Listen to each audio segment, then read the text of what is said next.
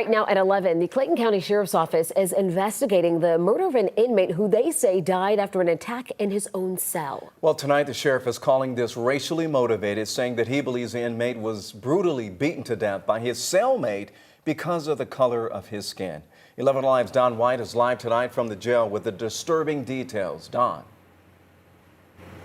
Sheriff Levon Allen says that inmate slammed, kicked, and punched his cellmate. He even slammed his head into a toilet. And this comes as U.S. Senator John Ossoff calls for a federal probe into conditions here at the Clayton County Jail, and those are calls that have gone unanswered by the DOJ.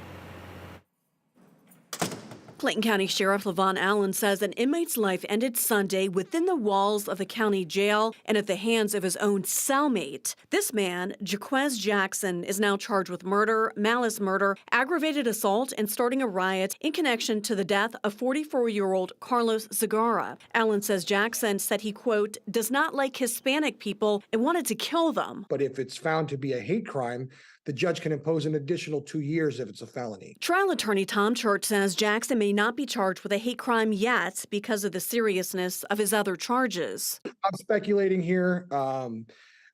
If you're being charged with malice murder, felony murder, assault, those are extremely serious crimes that come with, in some cases, mandatory minimum sentences of 30 years plus. According to court records, a judge set the victim's bond at $12,000 back in December 2021 for theft by taking and baggage removal. You have these folks who have been granted a bond, but they can't necessarily afford the bond.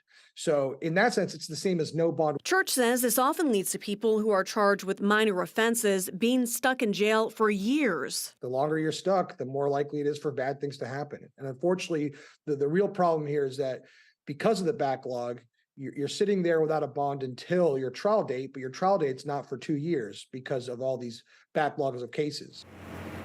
The medical examiner's office will conduct an autopsy tomorrow, and results are expected by the end of this week. The GBI is helping to investigate.